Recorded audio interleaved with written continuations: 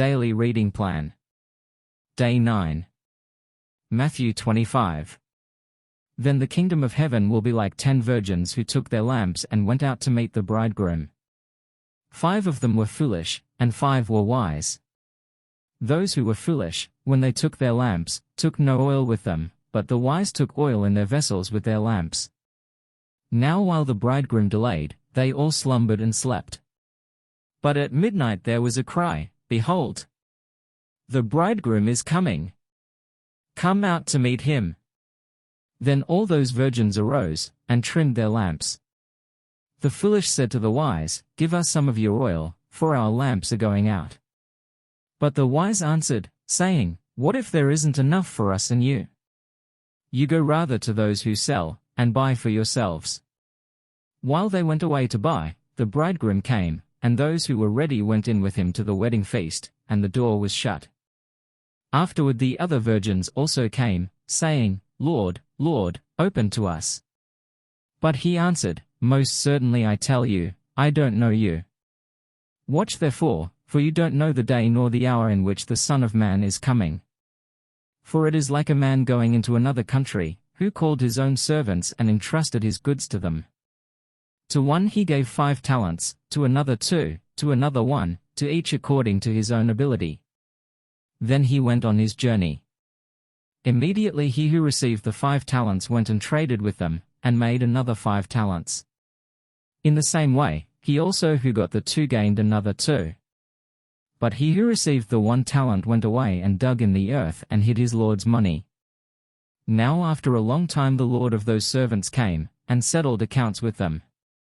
He who received the 5 talents came and brought another 5 talents, saying, "Lord, you delivered to me 5 talents. Behold, I have gained another 5 talents in addition to them." His Lord said to him, "Well done, good and faithful servant. You have been faithful over a few things, I will set you over many things. Enter into the joy of your Lord." He also who got the 2 talents came and said, "Lord, you delivered to me 2 talents. Behold, I have gained another 2 talents in addition to them." His Lord said to him, "Well done, good and faithful servant. You have been faithful over a few things. I will set you over many things. Enter into the joy of your Lord." He also who had received the 1 talent came and said, "Lord, I knew you that you are a hard man, reaping where you didn't sow, and gathering where you didn't scatter. I was afraid, and went away and hid your talent in the earth. Behold, you have what is yours." But his Lord answered him, "You wicked and slothful servant. You knew that I reap where I didn't sow, and gather where I didn't scatter. You ought therefore to have deposited my money with the bankers, and at my coming I should have received back my own with interest. Take away therefore the talent from him and give it to him who has the 10 talents. For to everyone who has will be given, and he will have abundance, but from him who doesn't have, even that which he has will be taken away. Throw out the unprofitable servant into the outer darkness, where there will be weeping and gnashing of teeth. But when the Son of Man comes in his glory, and all the holy angels with him, then he will sit on the throne of his glory. Before him all the nations will be gathered, and he will separate them one from another, as a shepherd separates the sheep from the goats. He will set the sheep on his right hand, but the goats on the left. Then the king will tell those on his right hand, "Come, blessed of my Father, inherit the kingdom prepared for you from the foundation of the world, for I was hungry and you gave me food to eat. I was thirsty and you gave me drink. I was a stranger and you took me in. I was naked and you clothed me. I was sick and you visited me. I was in prison and you came to me." Then the righteous will answer him, saying, "Lord, when did we see you hungry and feed you, or thirsty and give you a drink? When did we see you as a stranger and take you in, or naked and clothe you? When did we see you sick or in prison and come to you?" The king will answer them, "Most certainly I tell you, because you did it to one of the least of these my brothers, you did it to me." Then he will say also to those on the left hand, "Depart from me, you cursed, into the eternal fire which is prepared for the devil and his angels, for I was hungry, and you didn't give me food to eat, I was thirsty, and you gave me no drink, I was a stranger, and you didn't take me in, naked, and you didn't clothe me, sick, and in prison, and you didn't visit me. Then they will also answer, saying, Lord, when did we see you hungry, or thirsty, or a stranger, or naked, or sick, or in prison, and didn't help you? Then he will answer them, saying, Most certainly I tell you, because you didn't do it to one of the least of these, you didn't do it to me. These will go away into eternal punishment, but the righteous into eternal life. Matthew 2:5-146. Matthew 26. When Jesus had finished all these words, he said to his disciples, You know that after 2 days the Passover is coming, and the Son of Man will be delivered up to be crucified. Then the chief priests, the scribes, and the elders of the people were gathered together in the court of the high priest, who was called Caiaphas. They took counsel together that they might take Jesus by deceit and kill him. But they said, Not during the feast, lest a riot occur among the people.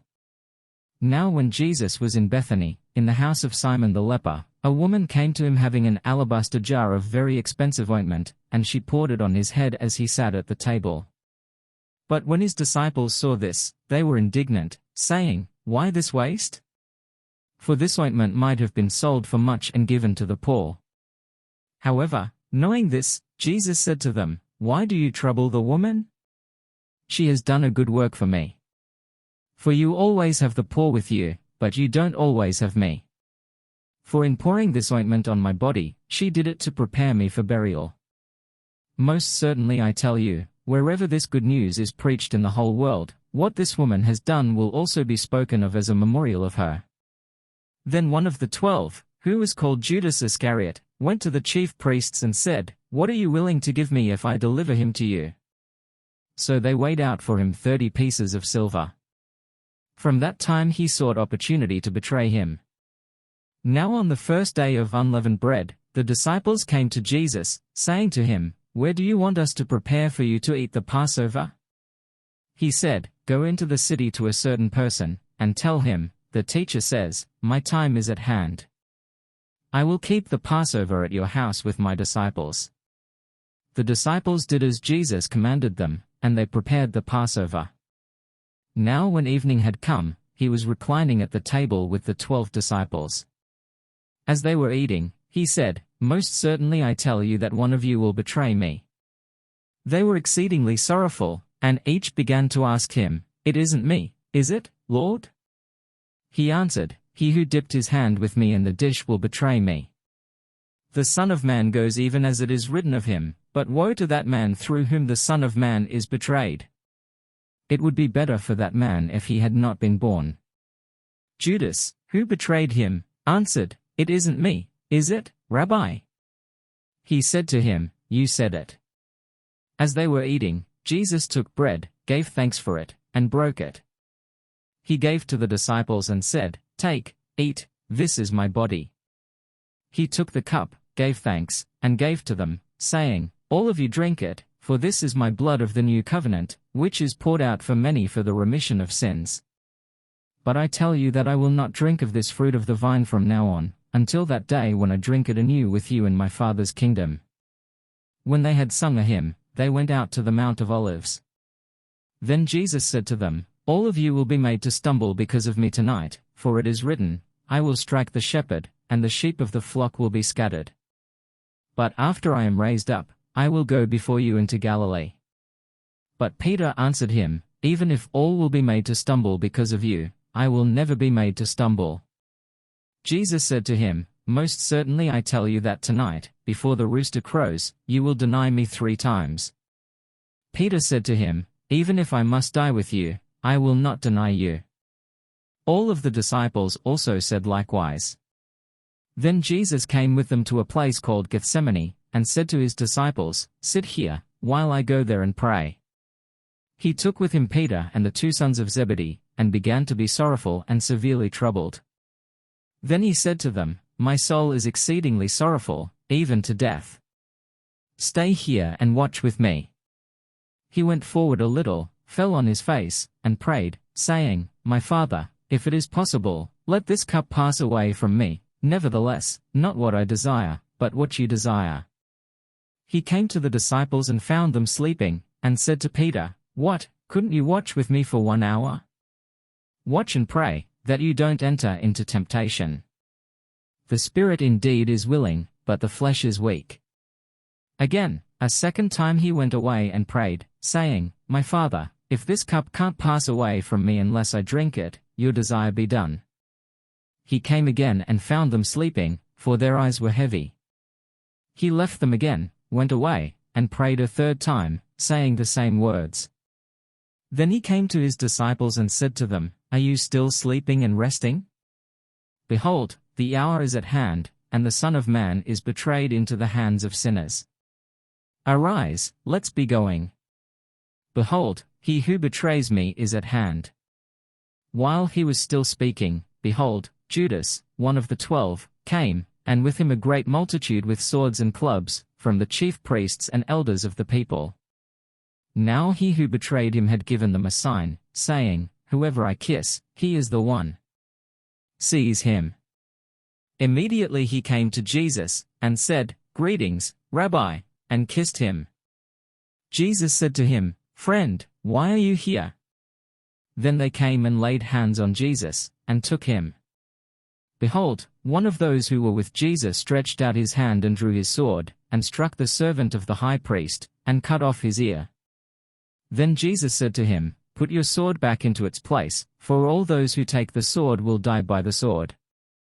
Or do you think that I couldn't ask my Father, and he would even now send me more than 12 legions of angels? How then would the scriptures be fulfilled that it must be so?" In that hour Jesus said to the multitudes, "Have you come out as against a robber with swords and clubs to seize me? I sat daily in the temple teaching, and you didn't arrest me. But all this has happened that the scriptures of the prophets might be fulfilled." Then all the disciples left him and fled. Those who had taken Jesus led him away to Caiaphas the high priest, where the scribes and the elders were gathered together. But Peter followed him from a distance to the court of the high priest, and entered in and sat with the officers, to see the end. Now the chief priests, the elders, and the whole council sought false testimony against Jesus, that they might put him to death, and they found none. Even though many false witnesses came forward, they found none.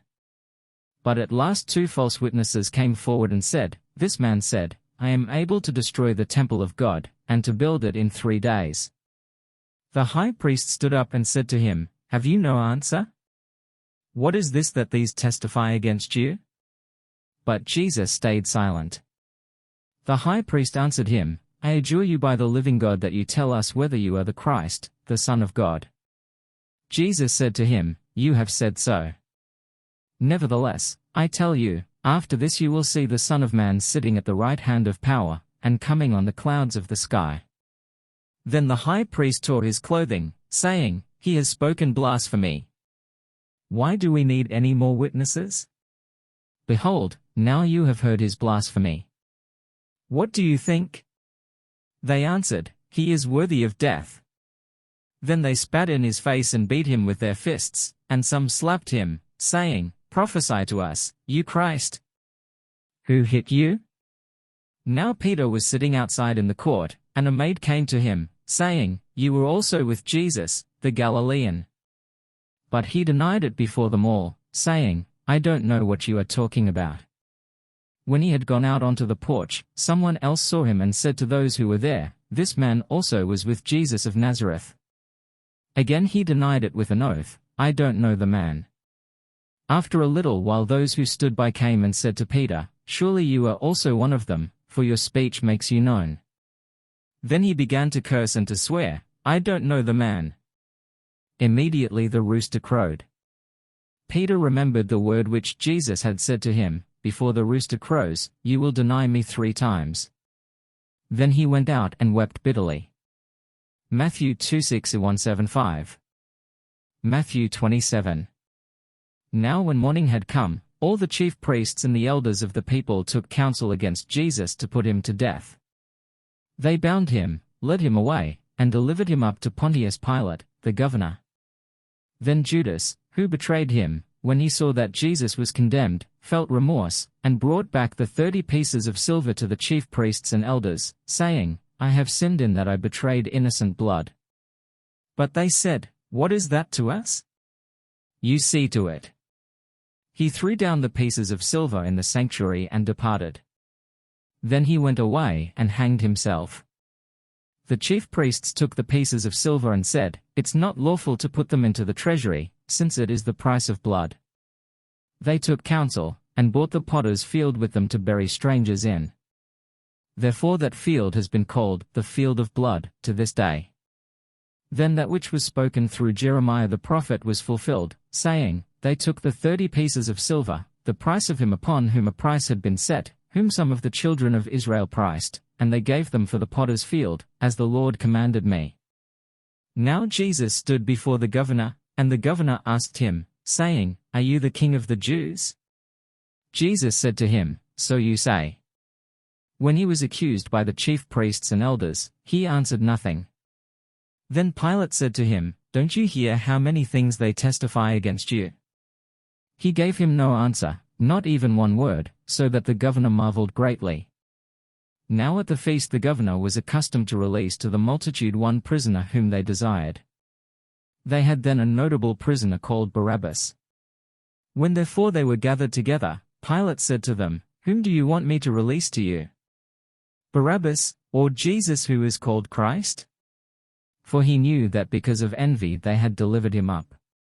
While he was sitting on the judgment seat, his wife sent to him, saying, "Have nothing to do with that righteous man, for I have suffered many things today in a dream because of him." Now the chief priests and the elders persuaded the multitudes to ask for Barabbas and destroy Jesus. But the governor answered them, "Which of the two do you want me to release to you?" They said, "Barabbas." Pilate said to them, "What then shall I do to Jesus who is called Christ?" They all said to him, "Let him be crucified."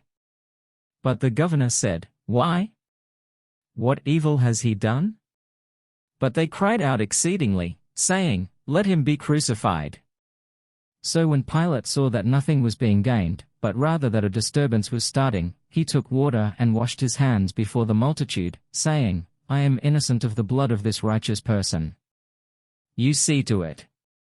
All the people answered, "May his blood be on us and on our children." Then he released Barabbas to them, but Jesus he flogged and delivered to be crucified. Then the governor's soldiers took Jesus into the praetorium, and gathered the whole garrison together against him. They stripped him and put a scarlet robe on him. They braided a crown of thorns and put it on his head, and a reed in his right hand, and they kneeled down before him and mocked him, saying, "Hail, King of the Jews!" They spat on him, and took the reed and struck him on the head. When they had mocked him, they took the robe off him, and put his clothes on him, and led him away to crucify him. As they came out, they found a man of Cyrene, Simon by name, and they compelled him to go with them, that he might carry his cross. When they came to a place called Golgotha, that is to say, the place of a skull, they gave him sour wine to drink mixed with gall. When he had tasted it, he would not drink. When they had crucified him, they divided his clothing among them, casting lots, and they sat and watched him there. They set up over his head the accusation against him written, "This is Jesus, the King of the Jews." Then there were 2 robbers crucified with him, one on his right hand and one on the left. Those who passed by blasphemed him, wagging their heads and saying, "You who destroy the temple and build it in 3 days, save yourself. If you are the Son of God, come down from the cross." Likewise the chief priests also mocking with the scribes, the Pharisees, and the elders, said, "He saved others, but he can't save himself. If he is the King of Israel, let him come down from the cross now, and we will believe in him. He trusts in God. Let God deliver him now, if he wants him, for he said, 'I am the Son of God.'" The robbers also who were crucified with him cast on him the same reproach. Now from the 6th hour there was darkness over all the land until the 9th hour. About the 9th hour Jesus cried with a loud voice, saying, "Eli, Eli, lema sabachthani?" That is, my God, why have you forsaken me?" Some of them who stood there, when they heard it, said, "This man is calling Elijah." Immediately one of them ran and took a sponge, filled it with vinegar, put it on a reed, and gave him a drink. The rest said, "Let him be. Let's see whether Elijah comes to save him." Jesus cried again with a loud voice, and yielded up his spirit.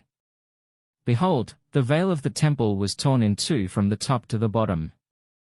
The earth quaked and the rocks were split. The tombs were opened, and many bodies of the saints who had fallen asleep were raised, and coming out of the tombs after his resurrection, they entered into the holy city and appeared to many. Now the centurion and those who were with him watching Jesus, when they saw the earthquake and the things that were done, were terrified, saying, "Truly this was the Son of God." Many women were there watching from afar, who had followed Jesus from Galilee, serving him. Among them were Mary Magdalene, Mary the mother of James and Joses, and the mother of the sons of Zebedee. When evening had come, a rich man from Arimathea named Joseph, who himself was also Jesus' disciple, came. This man went to Pilate and asked for Jesus' body. Then Pilate commanded the body to be given up. Joseph took the body and wrapped it in a clean linen cloth and laid it in his own new tomb, which he had cut out in the rock. Then he rolled a large stone against the door of the tomb, and departed. Mary Magdalene was there, and the other Mary, sitting opposite the tomb. Now on the next day, which was the day after the preparation day, the chief priests and the Pharisees were gathered together to Pilate, saying, "Sir, we remember what that deceiver said while he was still alive, 'After 3 days I will rise again.' Command therefore that the tomb be made secure until the 3rd day, lest perhaps his disciples come at night and steal him away, and tell the people, 'He is risen from the dead,' and the last deception will be worse than the first." Pilate said to them, "You have a guard. Go, make it as secure as you can." So they went with the guard and made the tomb secure, sealing the stone. Matthew 27:166.